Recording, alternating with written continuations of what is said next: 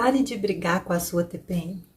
Se essa fala, se essa ideia ainda é demais para você e você realmente não concorda, eu te convido a ficar comigo nesse vídeo para a gente aprofundar um pouco mais no porquê que essa fase é tão importante para a gente. Se você ainda não é inscrito no canal, eu te peço para se inscrever, isso ajuda no crescimento e também para que os vídeos cheguem a outras pessoas que possam também se interessar num olhar bem mais profundo para o nosso ciclo menstrual, a questão da nossa espiritualidade e toda a autonomia que a gente possui como forma de empoderamento.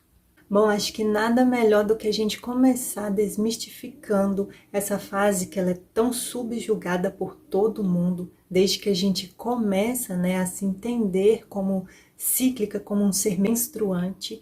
Acho que a gente sempre ouviu como TPM, aquela fase mais assustadora, mais difícil de se passar, Até o nome, que veio de tensão pré-menstrual. Isso já por si só acumula muitas informações no nosso subconsciente. E a gente precisa aí, olhar para além do que os nomes dizem, do que os nomes trazem à nossa ideia, para a ideia do coletivo. Aliás, hoje em dia, o termo TPM, ele tem sido muito falado como tempo para mim, E mais do que isso, mais do que mudar nomes e arrumar nomes específicos para essa fase, que é de extrema importância, que a gente vá mudando esse conceito mesmo, é interessante que a gente entenda que a nossa fase pré-menstrual, ela é uma fase muito, muito importante, onde a gente consegue fazer uma transformação de muita coisa que ocorre na nossa vida. Esse termo mesmo, o tempo para mim, ele vem de tirar esse tempo justamente para a gente avaliar tudo que essa fase nos traz. E esse tudo, ele é um conteúdo muito vasto, para muito além das nossas emoções. Ele também tem ali um espaço de formas mais criativas, mais intuitivas, onde o nosso corpo vai estar diminuindo, vai estar naquele declínio da nossa energia física, mas justamente para a gente entrar nesse ritmo, para que a gente consiga acessar questões mais profundas, psíquicas, emocionais, espirituais, e encaminhando para a fase menstrual, que é onde a gente vai precisar de um recolhimento maior.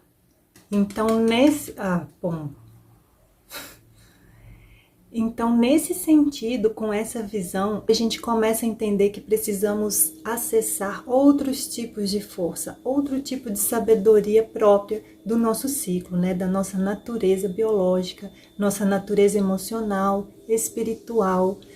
E a gente vai usar isso muito a nosso favor a partir do momento que a gente tem o conhecimento do que de fato se trata essa fase para a nossa vida. Depois que ocorre a ovulação, caso não houve fecundação, esse óvulo vai ser reabsorvido. No entanto, o preparo do corpo até entender, que não houve essa fecundação, ele vai ser o mesmo e vai ter ali um espaço, um ambiente propício de muito aquecimento para receber o possível embrião.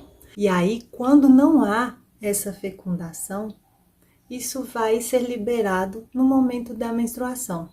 Então, toda essa energia da fase pré-menstrual que estava ali sendo utilizada para gerar uma vida, ela pode ser usada para a gente começar a criar as coisas no mundo. Afinal, como eu já disse, o nosso poder de criatividade, o nosso poder de criação e também o intuitivo, eles vão estar mais aflorados ali nesse momento. E é justamente nessa fase que a gente também vai acessar conteúdos extremamente importantes, onde as máscaras vão literalmente cair.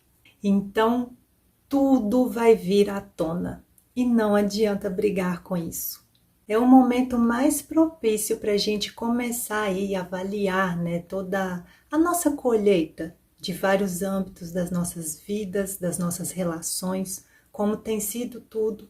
E começa a vir, esse conteúdo mais difícil, mais impalatável, vamos assim dizer, indigesto, porque a gente começa também a entrar mais em contato com as nossas sombras, né? Então, além de tudo que a gente, de alguma forma, negou, né, a gente mesma, ou silenciou, né, por algum motivo, ou simplesmente a gente deixou para lá, né, porque a mente vai esquecer, mas o corpo vai processando essas emoções e ele não esquece, uma hora isso vem à tona.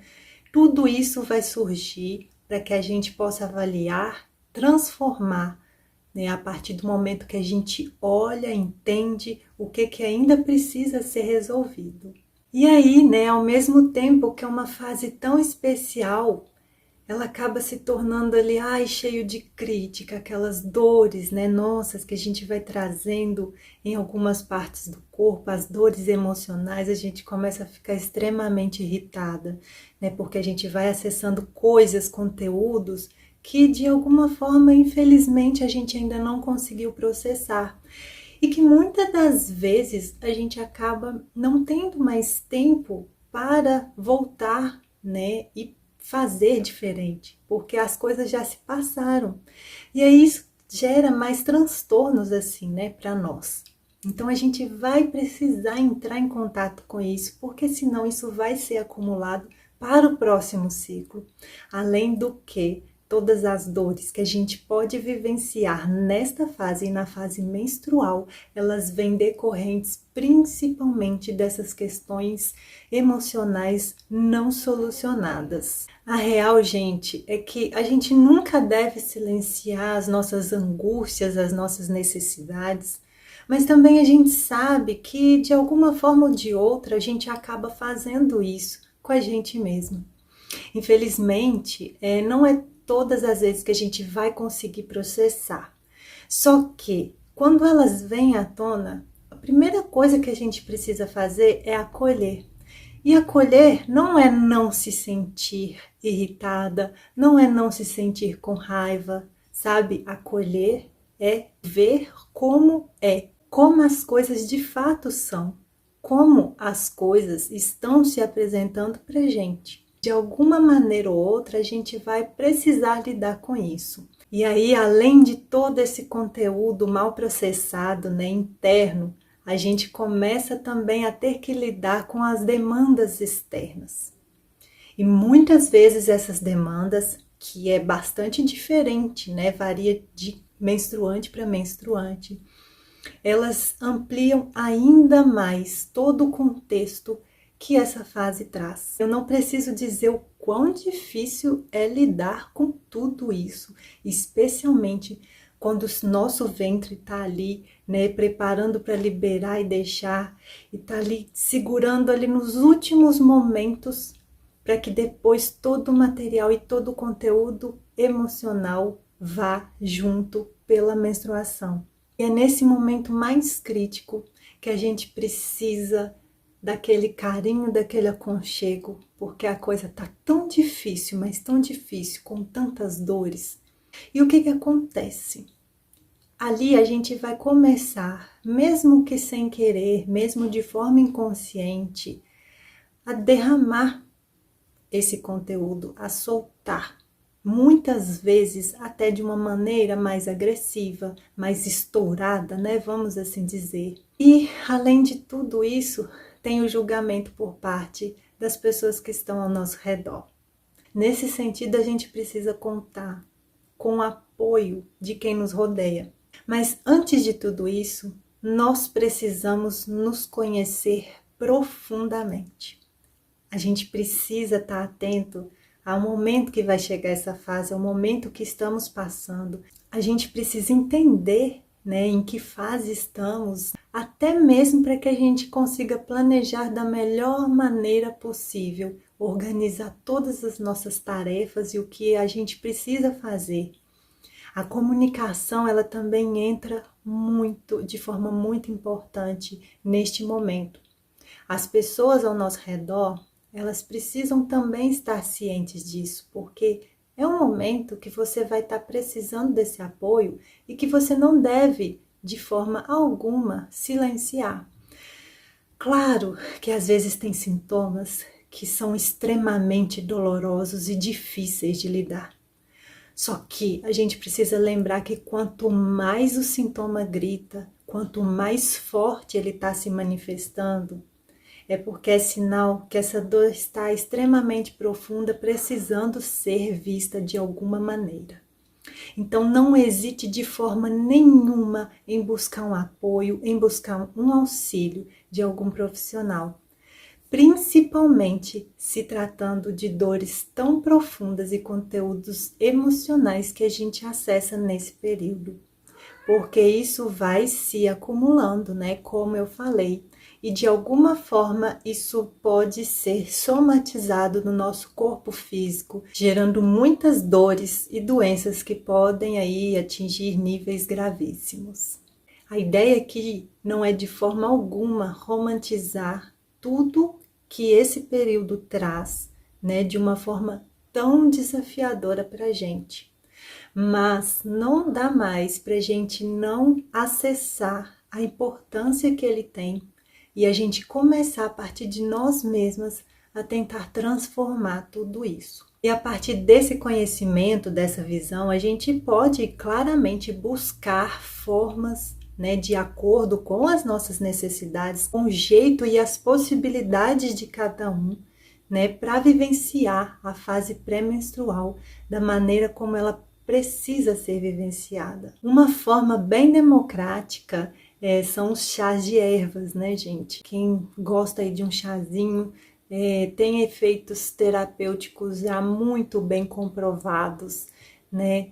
Além de ser ali um momento, né, para que você se conecte um pouco mais quando você tá ali tomando um chá, se dê esse momento, se dê essa pausa, tá bom? Para você começar a acessar, por mais indigesto que seja, o conteúdo que precisa ser transformado, que precisa ser visto. Outra maneira bem interessante que particularmente eu amo fazer é dançar. Incluir a dança nesse período é maravilhoso.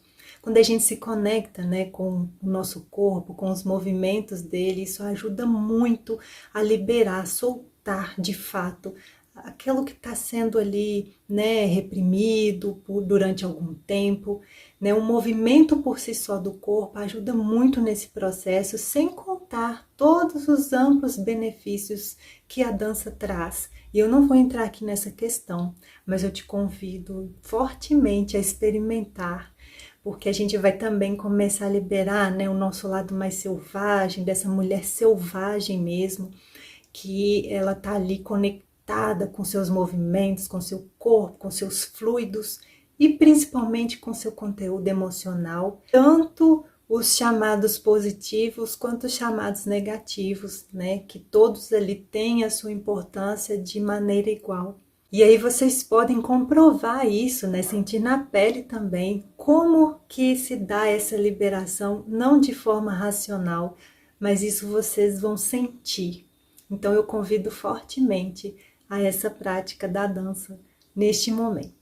Lembrando que não precisa, né, ter essa preocupação de saber dançar de forma alguma, até porque a gente tem várias outras formas de manifestar os movimentos do corpo. E aqui eu vou entrar em uma delas que ainda é extremamente tão subjugada quanto a própria fase pré-menstrual, que é o chorar. Chorar, gente, é uma coisa que simplesmente transborda, né?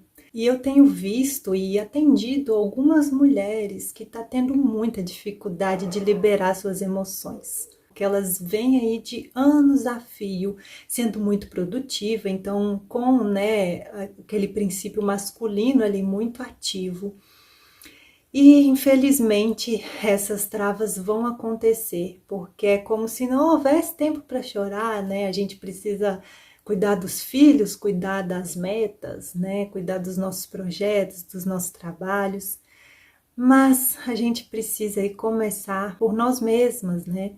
A integrar toda a nossa natureza, a nossa essência cíclica, né, no nosso dia a dia, na nossa forma de vida, para que a gente consiga viver de uma forma mais plena todas as nossas fases. Sem contar que chorar É uma maneira muito bonita de liberar essas emoções, né? Inclusive é uma medicina extremamente importante e não só aqui, né, na fase pré-menstrual, mas eu considero trazê-la porque realmente tem sido muito difícil hoje até para as próprias mulheres chorarem.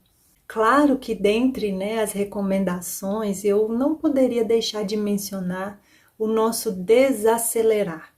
Esse é um dos maiores aprendizados que a gente precisa incluir. Não podemos esquecer que mais do que o ritmo externo, a gente precisa estar extremamente conectado com o nosso próprio ritmo.